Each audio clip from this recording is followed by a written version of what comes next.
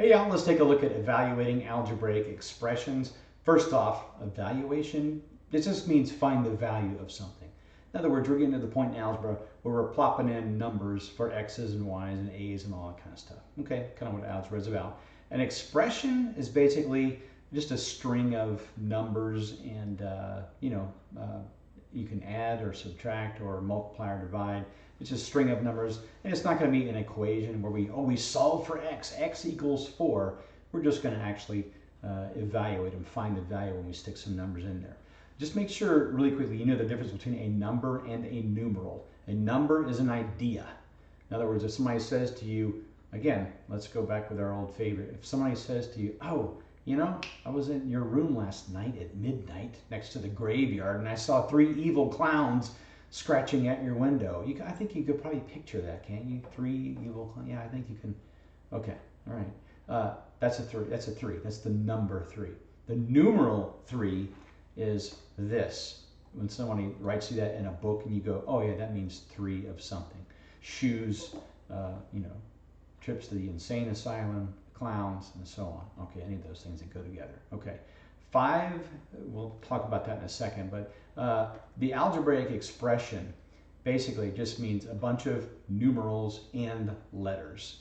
The letters are called, well, let's do an example. You might say x plus 3, or you might say 3a minus, 2b plus 7, or something like that. And all you need to do is just plop in a value for A and a value for B. And you know, the 3 is being multiplied by the A, and the 2 is being multiplied by the B in this case. All right. Constants and variables. This is called a constant because 7 is equal to, you will not be surprised to learn, 7. 2b is equal to whatever, depends on what the b is. The value of 3a depends on what the value of a is. The value of A and the value of B vary depending on what kind of experiments or what kind of things you test them out with. Therefore, they are called variables. A's, B's, X's, and Y's, and all those things. Okay. Ways to write 5 times the variable X. You can go like this. You can go, a parentheses. That means you're multiplying. You could say, you could go both of them with parentheses if you wanted to. You could say 5 with a dot in X. You could go 5 and then a dot, and you could put an X in there. All those kind of things. Generally in algebra, we avoid, using this. You don't want to write, oh, look, 5 times X, because it looks like you're putting 5xx, which is 5 times X times X. So you don't want to do that. Anyway, so we'll generally avoid an X from now on to multiply numbers. We'll use a dot. Or nothing at all. Look at this. You can just write 5x. That means 5 times x. In other words, if you don't see anything between the 5 and the x, like a plus sign or a minus sign, that means to multiply. There you go.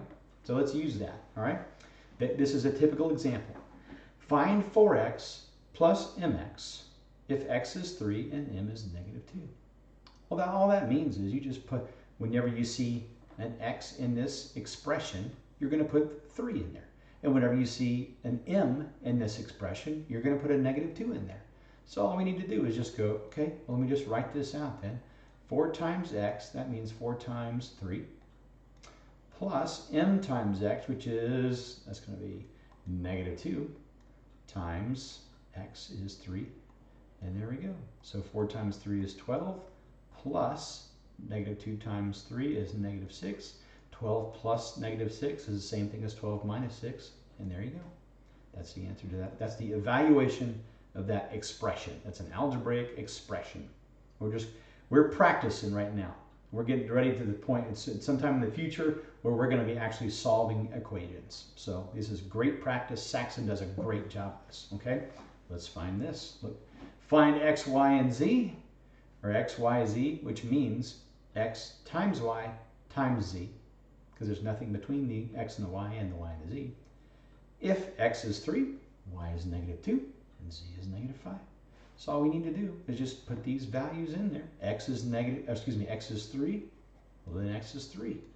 And this is being multiplied, so y is negative 2, and z is negative 5. Well, we can look at this and know, there's an even number of negative factors, so the answer will be positive. We know that. So 3 times 2 times 5, we figured out, is 30. And there's your answer, 30. No big deal, okay? Evaluate, or find the value of, 6xa minus 10. If x is 4 and a is negative 2. Well, that's not that big of a deal. On these, I do encourage you to be really careful. Just be really watchful and careful about using negatives and things like that. So what I would do if I were you is go, okay, 6xa. That means 6 times x times a, which is negative 2, minus 10. Okay? Well, we can tell right here, this product is going to be negative, right? Because there's one single negative factor. So 6 times 4 times 2, excuse me, that's not right. That'll be 48. And then minus 10. Well, negative 48 minus 10, both of those are the same sign. So you add the absolute values, which will be 58, and take the same sign. There you go. That's your answer. Okay? Let's look at this one. B minus C. And this is where it gets critical for you to accurately and carefully copy these down. So go ahead and do that and pause it if you need to. And this is what I would do for you if I were you on the second step. I wouldn't just try to guess around and just try to, I would actually write B minus C. And I'd go, okay, B is negative 3. That means I'm going to write negative 3. And I'm going to write my minus. And I'm going to write my C right here. C is negative 8. And you put a parentheses around that thing just to make sure it's nice and clear. Okay, well, a negative 3 is there. And if you, the opposite of negative 8, in other words, if you're going to subtract negative 8, that means you're going to add 8. And we know the answer to this. We simply subtract the absolute values. 8 minus 3 is 5. And we will choose a positive 5 because this 8 has a greater absolute value than this negative 3. There we go. Okay, here's another one. Pause and copy this one.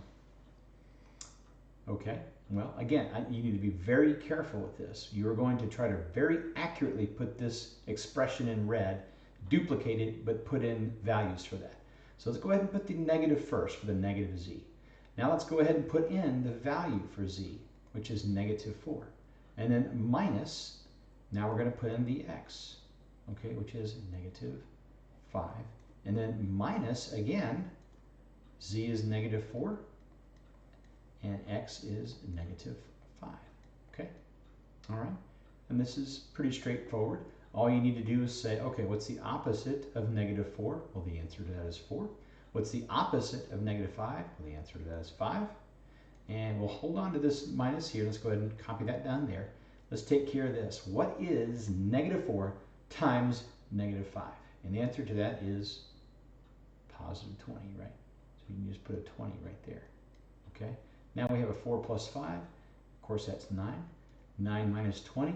Again, we have a negative 20. We're adding it to a positive 9. So all we need to do is absolute values and say 20 minus 9, which will give us 11. Which will that be, a negative 11 or a positive 11? Negative 11. This choice is has the greater distance from 0. It's a negative, so will the answer. And there you go. Okay. All right. Pause and copy again. Let's do this together. Okay. And again, you just need to copy down exactly what they have on that problem, and very carefully just plop the numbers right where they need to be. All right. Well, we have negative a. Well, a is 3, so let's go a negative there and then put the a there, right? And a negative there and then a parenthesis and a negative p. Now, if you want to go ahead and you see that the opposite of p is what we want here, and you look down here and say, oh, well, p is negative 5. Well, you can go ahead and say if you'd like to, well, if p is negative 5, then the opposite of p will just be regular old 5. Okay? We're going to add a z, and you can just say plus a negative 8, right? Well, plus a negative 8 is the same thing as minus 8. So I'll stop right there. That makes sense? Okay. Unfortunately, there's no way for me to tell that if you shook your head no. If you did shake your head no, let me reach out and kind of pat you on the back or shoulder with a helpful, comforting pat. Okay, we'll keep sticking with us. We'll do more of these. Okay. All right. And again, the key here is to copy these down correctly and really put right exactly in the slots where everything goes. All right.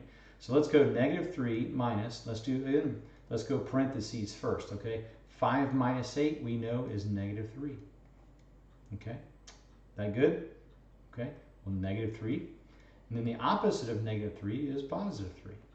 Then we have a -3 plus a +3. Well, that's going to be 0. All that work for nothing. Okay. All right. And then that looks pretty good, doesn't it? Wait. Okay. And a couple of little crumbs falling off. And then there's a... Oh, man, that looks good, doesn't it? Oh.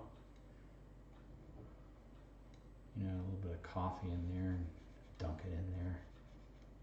Okay. Blue coffee doesn't look that great anyway. Okay. All right.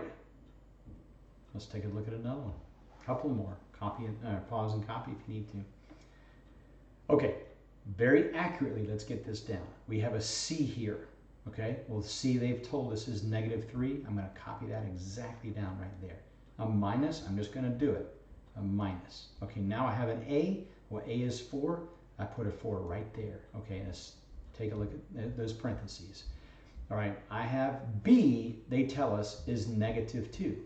Well, they want the opposite of B in here. Okay, well, if B is -2, then the opposite of B is +2, right? Okay, if they're going to add C, now we're going to add -3, which is the same thing as subtracting 3. Adding a -3 is the same thing as just saying -3. Okay, all right, well, we know what to do next, right? Parentheses. So we got -3. We got -4, and we have 2 minus 3, which gives us -1. Okay, now we're going to multiply first. All right, we have a -3. We'll copy that down again. Well, what is -1? Excuse me, what is -4 times -1? And the answer is, oops, oh, look at there, I went ahead. The answer to that is a 4. There. And -3 plus 4 is 1. There we go. All right, let's try another one.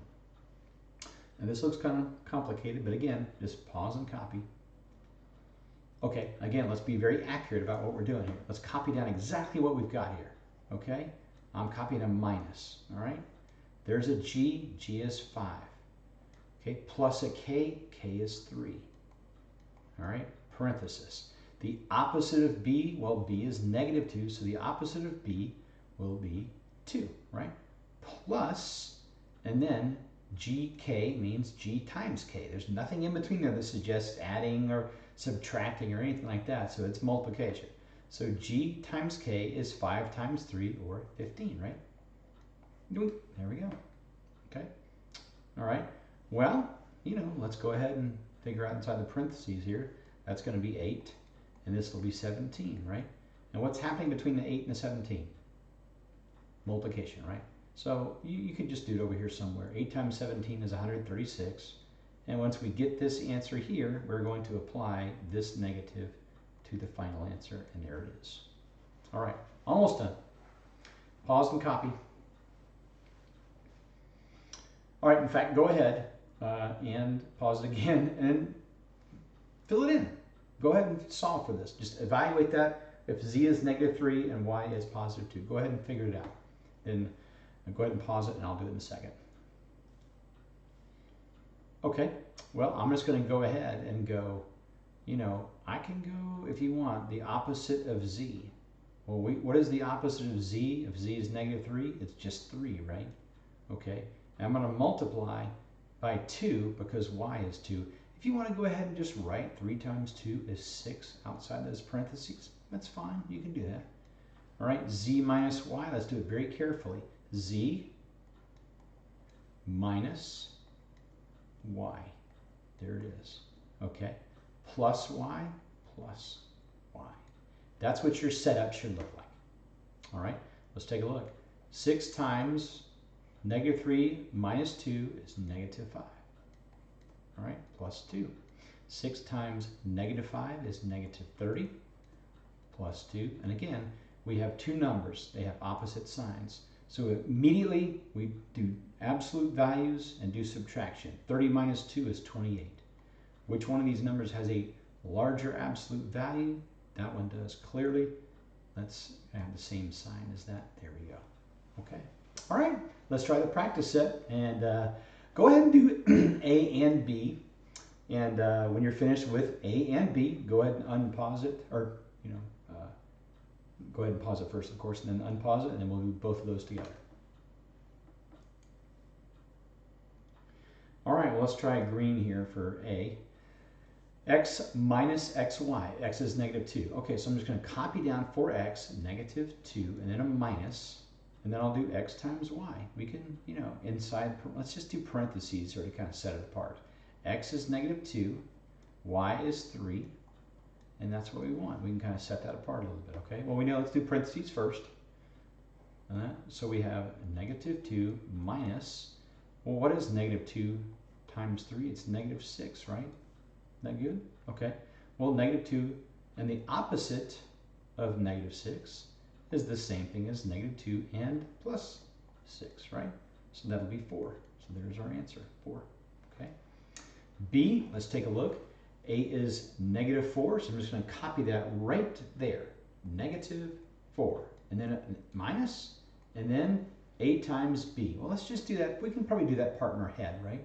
Can we do A times B in our head? That's -4 times -2. -4 times -2 is going to be 8. And we're going to put a minus sign here. Then we're going to put A. Well, A, they tell us, is -4. Well, the opposite of A is the same thing as the opposite of -4. So that'll just be normal log 4. Yoink. And there we go. Okay. So we got a -4. I'm copying that down again. Minus, and 8 plus 4 is 12. Well, -4 minus 12, -16. Here we go. Okay. All right. Pause it and try C and D, and we'll come together and do those in a second. Okay. Let's, again, be very careful and precise with the way you copy these things down. So X, they say, is -3. Minus, okay, let's figure out what A times B is. That's A times B. Well, A is -2. B is -4. A times B is -2 times -4, which is +8, right? So minus +8. There we go. All right. Don't get confused. That's not going to be +8.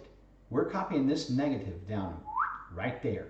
The A and the B itself is 8. So that's going to be a minus the 8 that it turns into. Okay? Let's go with A minus B. So that means we have -2. That's A. The opposite of B is the same thing as the opposite of -4, which is +4. All right, parentheses first. So we have -3 minus 8 times 2, right? -2 plus 4, okay? Multiply first. Let's go ahead and, go 8 times 2. Or if you want to think of it as -8 times 2, that's fine as well.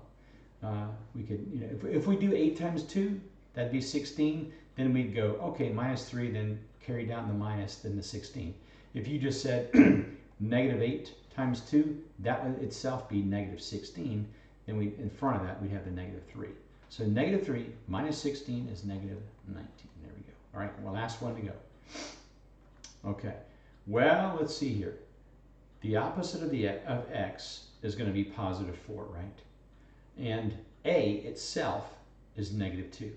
So we have the opposite of x, which is 4, times A, which is -2. So 4 times -2. Okay. Or you could, if you wanted to go with this, you could say, hold on to the opposite for a second. X times A is -4 times -2, which is +8. You can say +8 here and then apply the negative. So either way, you're going to get a -8 on the outside. Okay. Well, A, they tell us, is -2. I'm going to just put that right in there. Plus x is, this adding a -4 is the same thing as subtracting 4. Okay? And then plus x again, another -4 out there. There you go. Okay. All right, well, let's go to parentheses first. We have a -8, and we have -2 times -4. -2 minus 4 is -6, minus 4 on the outside. A -8 times a -6 is +48, minus 4 gives us 44. Okay, all right. Don't let these get to you. If you're having trouble, just be very careful about the minus signs, Be very careful about putting it down and taking little steps here and there. Take as much time as you need to get these right. Check your solutions manual. They're very helpful in helping you figure out where little mistakes get made. So, okay, until then, see you guys next time. Have a great day.